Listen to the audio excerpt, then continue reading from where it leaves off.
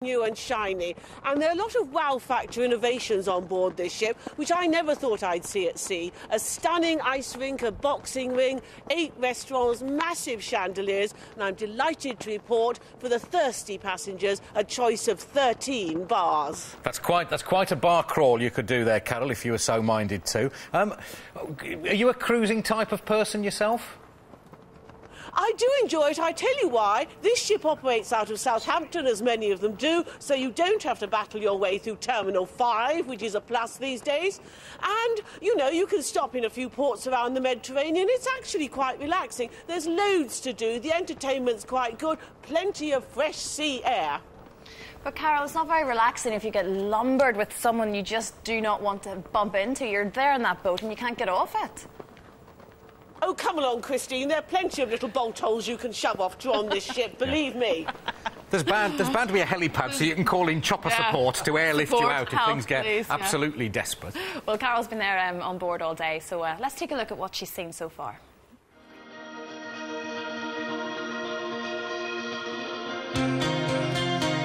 This really is a ship of extremes. Size and scale allow more on board than any passenger liner seen before.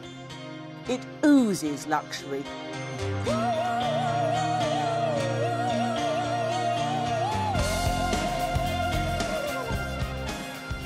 There are 62,430 square feet of windows. Big ship following me.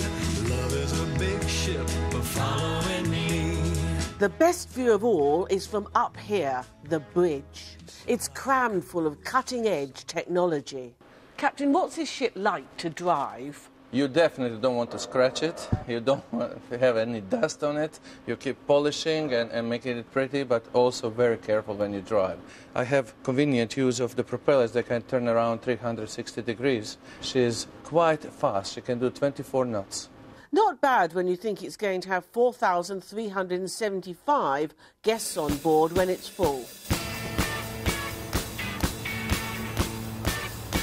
Can you believe it? There's even a climbing wall.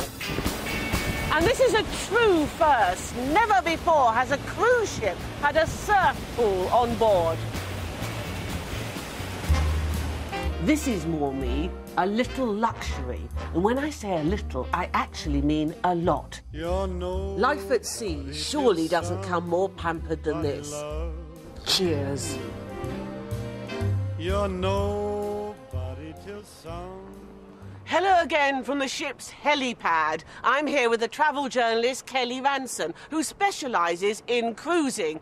Kelly, it seems to be flavour of the month cruising at the moment. Cruising's definitely flavour of the month at the moment, especially there's been a number of other cruise lines having high-profile launches, and the Passenger Shipping Association has said that this year there's 1.55 million Brits expected to cruise, which is a 14% increase on last year, so it's definitely on the up.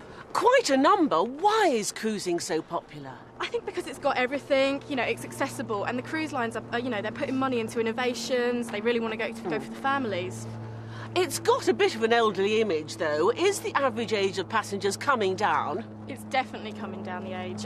You know, on a ship like this in the summer, you're going to have, on average, probably the average age range probably be about 45 to 55, and you're going to have probably about 1,000 children on, you know, on a general cruise. So it's definitely not just for elderly, no. 1,000 children on board. Uh-oh. Now then, what about the cost of cruising? Because it has a bit of a pricey image, doesn't it?